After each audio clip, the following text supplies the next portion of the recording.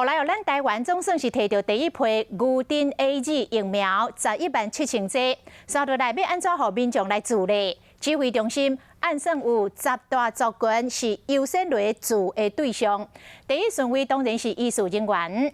也毋过，在世界各国积极咧注疫苗的同时，日本有一个60多岁女性的医护人员，伫住院辉瑞疫苗了后来死亡。但是国内感染科的专家认为，伫这个新冠病毒的疫苗相关的研究当中，并无发现类似的情形，所以无法度证明讲日本这件死亡的案例甲疫苗有关联。人的大脑就若一套精密的系统，每一条血管拢关系着维持生命的安全性。不过，日本有一位60多岁女性，伫注新冠病毒的疫苗了后，所发生脑部的动脉血管破去，造成蛛网膜下腔出血死亡。这是第一件注疫苗死亡的案件。不过，感染科医师认为，伊过身和疫苗无一定有牵连。这种很少在打疫苗之后引起的。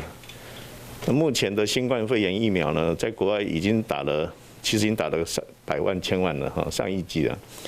那没有听说过有这方面的副作用哦，所以这两个目前没有办法连在一起了，所以是它直接引起的机会目前是不大。真侪国家目前拢咧注疫苗，这件案件敢会互人对疫苗的安全性产生质疑？医师呼吁伫注射进前应该建立民众的信心。比较好的做法是政府要找一个有公信力的机构，要在第一时间就说做一个初步的判断。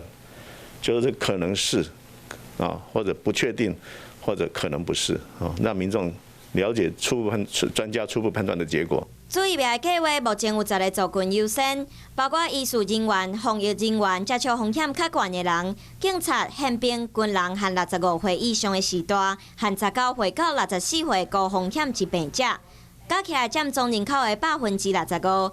指挥中心估计，明年初就会做到群体免疫。